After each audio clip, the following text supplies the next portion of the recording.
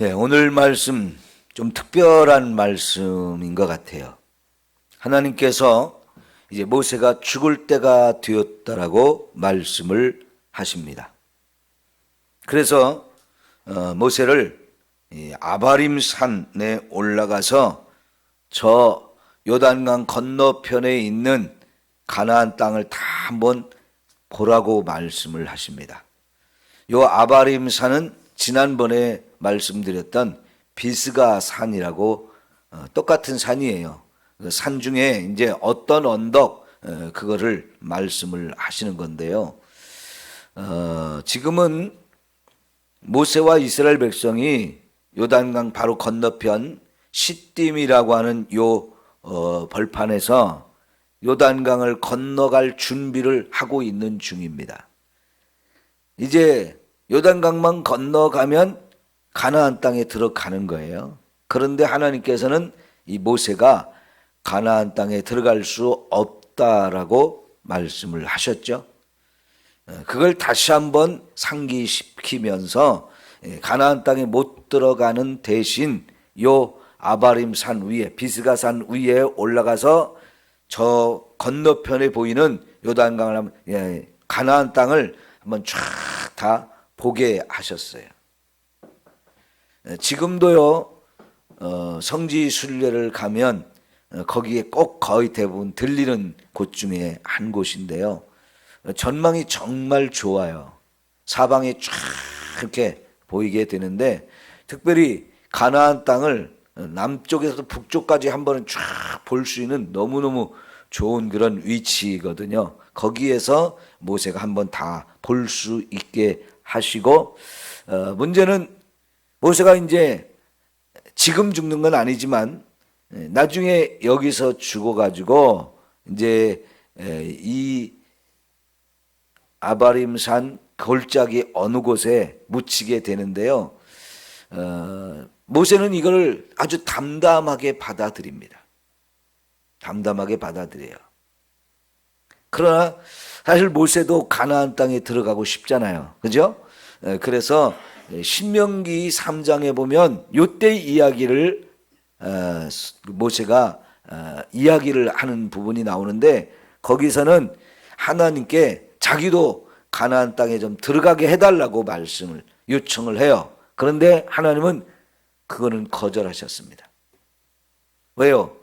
우리가 얼마 전에 보았던 무리바라고 하는 그 물가에서 거기서 물을 구하는 이스라엘 백성들에게 막 원망하잖아요.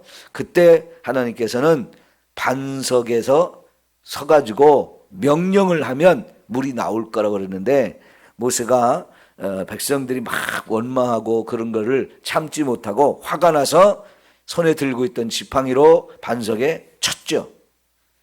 결국은 하나님께서 그것 때문에 너는 가나안 땅에 못 들어간다라고 말씀을 하셨었잖아요. 그래서 지금 하나님이 이제 다시 한번 그걸 확인해 주셨지만 모세도 가나안 땅 여기까지 왔는데, 그죠? 지난 40년 동안 엄청 고생을 하면서 광야를 거쳐서 요단강만 건너면 간단 말이에요. 그런데 여기까지 와놓고 너는 못 들어가. 우리 같으면 얼마나 속상하겠어요. 마음 아프지요. 꿈에도 그리던 그 가나안 땅인데 여러분 그럴 때 하나님 안 된다 이렇게 말씀하셨을 때 그냥 그대로 또 순종을 합니다. 그러나 여러분 이 가나안 땅에 못 들어가지만 좋은 전망대 위에 딱 올라가서 가나안 땅 한번 쫙 눈으로라도 볼 수 있다는 거 감사한 거 아닐까요? 자, 여러분 히브리서 11장을 한번 찾아보겠습니다. 히브리서 11장 13절 14절이에요. 신약 성경 저 뒤쪽으로 가셔서 11장 13절부터 보겠습니다. 여기 히브리서 11장은 믿음장이라고 하죠. 네, 히브리서 11장 365쪽 13절부터 보겠습니다.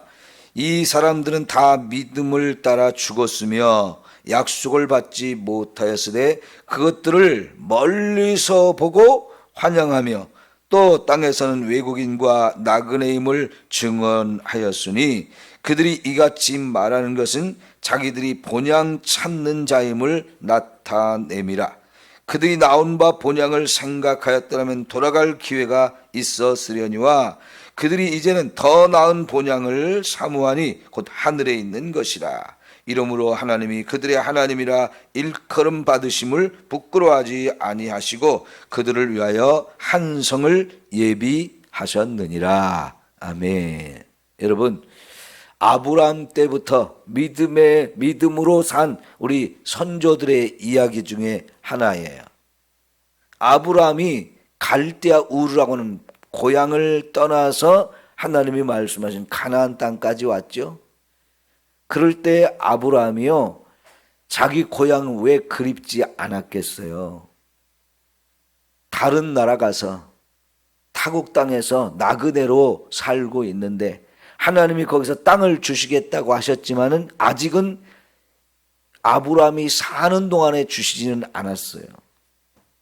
아브라함이 사는 동안에 그 땅에서 내 땅으로 만든 것은 아내를 매장할 때 그 매장지 그거를 사기 위해서 땅과 밭과 거기에 딸린 굴 이걸 샀을 뿐이죠. 근데 하나님은 그것만이 아니고 가나안 땅 전체를 주신다고 그랬는데 그것은 후손들이 이제 받게 되는데 지금 그 후손들이 400년 후에 이곳을 이제 가나안 땅 앞에까지 왔잖아요. 이 땅을 건너가면 요단강만 건너가면 되는데 자 모세 같은 경우 다 거기를 다 코앞에까지 와가지고 이제 못 들어가니까 이게 얼마나 안타까워요. 그래도 여러분 전망대 위에 다 올라서 이렇게 한눈에 싹 살펴볼 수 있다는 거 감사한데요. 그걸 통해서 오늘 말씀처럼 멀리서 보고 환영했다. 그리고 우리는 외국인이고 나그네 같은 인생이다 라고 하는 것을 생각하게 하는 거예요. 근데 여기서 그 다음에 설명하기를 이거는 자기들이 나온 바 본향을 생각하게 하는 것이라는 거죠. 근데 여기서 말하는 본향이 우리가 태어난 고향을 말하는 게 아니라는 거죠. 아브라함은 갈대아 우르로 다시 가고 싶은 마음이 하나도 없었어요. 하나님도 가는 걸 허락하지 않았어요. 그러면 아브라함이 바라본 그 본향은 어디일까요? 천국입니다. 천국. 거기가 우리의 본래 고향이라는 거죠. 다시 말하면 저와 여러분이 아브라함처럼 갈대아 우르에서 태어났다 할지라도 모세처럼 애굽 땅에서 태어났다 할지라도 거기가 본향이 아니고 우리의 생명은 하나님으로부터 왔다는 거지요. 그래서 하나님이 계신 곳, 우리를 이 땅에 보내주신 하나님이 계신 곳, 거기가 우리의 본향이고 우리가 다시 돌아가야 할 곳도 바로 거기라는 거지요. 지금 우리가 이 땅에 살지만 이 땅에서는 우리는 나그네이고 외국인에 불과해요. 원래 우리의 시민권은 어디에 있다고요? 하늘에 있다고 그랬어요. 거기가 우리가 가야 될 곳인데 지금 그곳을 바라보게 하셔요. 멀리서나마 바라보게 하셔요. 그게 지금 저와 여러분이 천국을 늘 생각하고 천국을 늘 바라보고 기대하는 것인 줄 믿습니다. 우리 박종서 집사님이 갑상선 암으로 지금은 호스피스 병동의 의료원에 계시거든요. 호스피스 병동은 언제 가는 곳인지 여러분 아시죠? 더 이상 이제 치료가 불가능하고 죽음을 앞둔 분들이 가는 곳이 호스피스 병동이잖아요. 그런데 여러분 거기에 계시는데 우리 집사님이 하시는 말씀이 천국을 생각하면 너무 기분이 좋대요. 네? 내 몸은 이제 죽어가고 있어요. 얼마 안 있으면 죽을 것이라는 것이 예상되는 곳입니다. 호스피스 병동은 그 죽음을 준비하는 곳이에요. 근데 천국을 바라볼 수 없는 사람으로서 거기에 있다고 하면 여러분 이게 얼마나 안타까운 순간입니까? 죽음이 점점 다가온다고 했을 때 많은 사람들은 죽음의 앞에 두려워합니다. 그런데 그 상황에서 천국을 바라볼 수 있다는 거, 이거는 아무나 할 수 있는 일이 아니고 예수 믿는 사람들에게 주신 하나님의 은혜요 축복인 줄 믿습니다. 그러니까요, 죽음을 앞뒀지만 천국을 생각하면 너무 기분이 좋다는 거. 이제 죽음을 이긴 거지요. 죽음이 와서 조금도 두렵지 않은 거지요. 왜요? 하나님께서 저와 여러분을 위해서 예비하신 천국이 내 앞에 있고 내가 이제 거기 바로 문 앞에까지 왔다는 것을 실감하는 거지요. 지금은 제가 이렇게 얘기해도 여러분 가운데 몇 분이나 그 천국을 실감할까요? 다 그 천국을 확실하게 바라보고 믿음으로 기대하는 저와 여러분 됐으면 좋겠어요. 그리고 준비하는 거죠. 나 이제 그 천국에 갈 준비를 이제 할 수 있는 거지요. 여러분, 하나님께서 모세에게 지금 이제 천국에 들어갈 수 있다, 천국을 바라보게 하는 거예요. 준비를 하게 하시는 거지요. 자, 그래서 이제 그곳에 못 들어간다라고 말씀을 하시자 모세가 이제 하는 일이 뭡니까? 너무 귀한 일을 하는데요. 다시 민수기 27장으로 돌아오시면 15절에 모세가 너무 중요한 말을 합니다. 모세가 여호와께 여쭤와 이르되 여호와 모든 육체의 생명의 하나님이시여 원하건대 한 사람을 이 회중 위에 세워서 그로 그들 앞에 출입하며 그들을 인도하여 출입하게 하사 여호와의 회중이 목자 없는 양과 같이 되지 않게 하옵소서. 너무나 중요한 기도를 하나님 앞에 올려드립니다. 자기가 지금까지 해오던 이 역할을 나를 대신해서 할 수 있는 새로운 지도자를 세워달라는 거예요. 죽음 앞에서 살겠다고 아둥바둥 그러는 게 아니고요. 이제는 죽을 때가 됐다는 거지요. 생명의 주인 되시는 하나님이 하시는데 난 그 믿음으로 받아들인다는 거예요. 여기서 모세가 하나님을 생명의 모든 육체의 생명의 하나님 그랬어요. 그 얘기는 하나님이 저와 여러분의 생사, 화, 복 모든 것을 주관하시는 분이란 뜻입니다. 여러분, 이걸 저와 여러분도 믿어야 돼요. 우리의 생사와 복은 하나님이 결정하세요. 살고 죽는 것, 지금 모세가 죽는 거 하나님이 결정하시잖아요. 우리 생사와 복 하나님이 결정하세요. 저와 여러분이 복을 받게 될지 또 우리에게 화를 내릴지 그걸 결정하시는 분도 하나님이십니다. 하나님 뜻대로 살면 하나님이 저와 여러분의 복을 주시고 생명도 주십니다. 이런 은혜를 우리가 누리면서 살아야 되고요. 이걸 인정하면서 우리가 살아야 되는데요. 이제 모세는 그 생명은 하나님 손에 맡겨놓고 자기의 살고 죽는 것보다 더 중요한 것이 있다는 걸 알기 때문에 하나님 앞에 기도하는 거예요. 지금까지 40년 동안 모세가 감당하던 이 역할, 백성들을 이끌고 갈 수 있는, 그리고 진짜 이제 가나안 땅에 이 백성을 데리고 들어갈 수 있는 영적 지도자 필요하기 때문에 그런 사람을 좀 세워달라고 요청을 합니다. 너무너무 중요하잖아요. 만약 이런 지도자가 없으면 지금 어떻게 된다고 말하고 있어요? 목자 없는 양과 같이 될 것이라는 거지요. 양이라고 하는 존재에게 목자가 없으면 바로 그거는 죽음이에요. 양의 생명을 쥐고 있는 사람이 목자예요. 양이라고 하는 동물 너무너무 특이한데요. 목자가 없이는 한순간도 살 수 없는 동물입니다. 모든 생명체는요, 자기 생명을 유지할 수 있는 기가 막힌 방법들을 다 가지고 있어요. 하나님이 그렇게 창조하셨어요. 우리가 쉬운 말로 군뱅이도 무슨 재주가 있다고요? 네, 굴러가는 재주가 있다고 말합니다. 여러분 그 군뱅이도요 왜 굴러갑니까? 위급한 상황에서 자기 살기 위해서 굴러서라도 살 수 있는 이런 생존력을 주신 거예요. 생존력. 그런데 양이라고 하는 동물은요 생존력이 너무 없어요.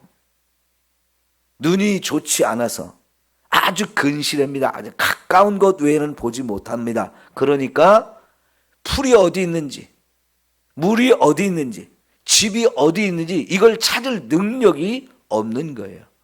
여러분 양이 풀을 뜯어 먹어야 사는데 풀이 어디에 있는지 그걸 찾을 능력이 없다는 거. 그 목자가 데리고 다니면서 풀을 뜯어 먹을 수 있는 곳으로 이끌어 줘야 그걸 먹고 살 수 있는데요. 자기 힘으로는 그게 어디 있는지 찾을 능력이 없다니까. 이거는 진짜 생존력이 없는 거지요. 물도 먹어야 되는데 물도 못 찾아요. 여러분 낙타는요. 물 냄새를 몇 킬로에 떨어져 있는 물 냄새도 맡는데요. 그래서 낙타를 타면 사막에서도 낙타가 가도록 내버려 두면 자기도 살기 위해서 물을 찾아가기 때문에 그냥 가만히 있어도 낙타만 있으면 사는 거예요. 기가 막힌 능력 아닙니까? 몇 킬로 떨어져 있는데 물 냄새를 맡는데요. 여러분 우리 물 냄새 나요 안 나요? 나면 그 물은 먹으면 안 되지요. 그죠? 물 냄새는 안 나야 우리가 그걸 좋은 물이라고 해요. 근데 낙타는 그 물 냄새를 몇 킬로 떨어져 있는 데서도 맡는데요. 그래서 그 물길을 찾아간대요. 근데 양은 그 물을 못 찾아요. 양을 잡아먹으려고 하는 맹수들이 얼마나 많습니까? 아주 잡아먹기에는 최고의 밥거리죠. 예? 다른 맹수들이 아주 기가 막힌 밥거리예요. 근데 그런 사나운 맹수가 왔을 때 도망갈 능력도 없어요. 몸집은 큰데 다리는 작고 짧고 가늘어서요. 달리기를 못해요. 근데 이 양을 위해서는 목자가 필요합니다. 여러분 우리가 군뱅이를 우습게 보면서 굴러가는 재주나 있다고 그러지 않지만 하지만 사실 그 얘기할 때 우리는 어때요? 야, 우리는 진짜 대단한 능력을 가진 것처럼 생각하지만요. 하나님 보실 때는 언제나 저와 여러분은 어린아이 같은 존재예요. 양과 같은 존재예요. 그래서 우리에게도 반드시 목자가 필요하다는 거예요. 그 목자가 필요하니까 꼭 좀 세워주십시오라고 모세가 요청한 것은 그동안 이 백성을 이끌어봤던 사람으로서 이게 얼마나 중요한지를 아는 거예요. 그 백성들 말 정말 안 들어가지고 너무너무 고생했잖아요. 아주 이가 갈릴 정도로 고생을 했습니다. 그런데 여러분 어차피 이 백성들이 이렇게 참 말도 안 듣고 제멋대로이고 다 원망 불평이 너무나 많은 백성이지만 그래서 더더욱 지도자가 필요하다는 거예요. 이 말씀에 하나님이 그대로 바로 응답해 주시죠. 누구를 모세를 대신하는 목자로 세우라고 했어요? 여호수아를 목자로 세우라고 하셨습니다. 이게 이제 가나안 땅에 들어가는 데 있어서 너무너무 중요한 준비예요. 모세는 못 들어갑니다. 이 백성을 더 이상 더 이끌고 갈 수가 없어요. 그래서 이제 여호수아가 그 일을 할 수 있도록 하나님이 세워 주십니다. 지난 40년 동안 여호수아는요 모세의 시종 노릇을 한 사람입니다. 모세의 종처럼 따라다니면서 늘 섬기고 모세가 하나님을 만나러 회막 안에 들어가면 여호수아는 회막 밖에서 모세가 나올 때까지 지키고 있는 거예요. 시내산에 올라갈 때도 늘 같이 따라갔어요. 하나님이 여호수아는 거기 멈춰 있고 모세는 더 올라와라 그럴 때도 많았어요. 늘 모세를 따라다니면서 시종처럼 살아왔고요. 전쟁을 할 때는 선봉대장이 돼서 그 전쟁터에 사람들, 군사들을 이끌고 제일 앞장서서 나가서 싸워서 늘 승리하는 일을 했어요. 그리고 이 여호수아 어떤 사람입니까? 가나안 땅에 정탐하러 갔다 왔을 때도 믿음으로 그 땅을 바라보면서 우리 하나님이 함께 하시니까 들어갈 수 있습니다. 거기는 정말 젖과 꿀이 흐르는 땅입니다. 우리 들어갑시다. 믿음으로 보고 믿음으로 생각하고 믿음으로 말할 줄 아는 사람이었어요. 그렇기 때문에 하나님이 이 사람이면 충분하다는 거죠. 하나님이 선택하시고 하나님이 세워주십니다. 여러분, 하나님께서 저와 여러분을 보실 때 어떨까요? 과연 백성을 이끌고 가는 지도자감이 우리가 되면 좋겠어요. 교회 안에는 많은 일꾼들이 필요해요. 평소에는 모세 밑에서 시종 역할을 하던 사람이지만 그 과정 속에서 충분히 준비되고 충분히 훈련이 되고 많은 걸 보고 듣고 경험하고 배웠어요. 그러면 때가 되면 이렇게 또 사람들을 이끌고 갈 수 있는 지도자가 되어서 그 역할을 감당하는 것도 우리가 해야 될 일 중에 하나입니다. 성도 여러분, 교회 안에서 크고 작은 많은 지도자의 역할 하나님이 우리에게 맡겨주실 때 기쁨으로 감사함으로 그걸 받아들이고 여러분 하나님 앞에 아름답게 헌신하고 충성할 수 있기를 축원합니다. 그래서 모세가 그 산에서 내려와 가지고 바로 이제 백성들을 다 불러 모으고 제사장 엘르아살 앞에 세워서 이 모세를 이어받은 후계자로서 여호수아가 이제부터 너희들을 이끌고 가나안 땅에 들어간다 하는 것을 선포하고 거기서 이 여호수아를 지도자로 세웁니다. 때가 되면 이렇게 바뀌는 거지요. 세대 교체가 되어져야 합니다. 여러분의 인생도 이제 하나님 부르실 때가 점점 다가올 때 여러분을 대신해서 여러분의 자녀들이 믿음으로 세워지기를 바라고 또 교회 안에서도 정말 또 새로운 지도자들이 자꾸 세워져서 세대 교체가 계속되어서 백성에게 목자가 없는 양 같은 그런 교회가 되면 안 돼요. 언제나 하나님의 교회는 이런 많은 일꾼들, 지도자들이 필요한데 그런 지도자들을 하나님 많이 세워주시도록 기도를 하시기를 바랍니다. 그래서 하나님 앞에 교회가 건강해지고 또 교회가 든든하게 세워지는 이런 은혜가 있어야 할 줄 믿습니다. 하나님이 세우시지요. 우리는 하나님이 세우시기 때문에 그 일을 하는 거예요. 내가 되고 싶다고 고라와 같은 사람들이 막 욕심을 부렸지만 그거는 하나님의 뜻을 거역하고 불순종하면서 하나님의 교회를 어지럽게 했던 것이잖아요. 그리고 거기에 미혹됐던 수많은 사람이 함께 죽음을 당하는 아주 끔찍한 사건이 되었잖아요. 여러분, 사람이 욕심낸다고 될 수 있는 자리도 아닙니다. 전적으로 하나님 교회의 일꾼들은 하나님이 세우셔요. 크든지 작든지 하나님 맡겨주신 일 우리가 감사함으로 작은 일에 충성해야 하나님이 큰 일에도 맡겨주신다 그랬어요. 작은 일부터 열심히 순종하고 충성하면 하나님이 우리를 그걸 통해서 잘 훈련하시고 그리고는 더 귀하게 아름답게 우리를 써주실 줄 믿습니다. 기도합시다.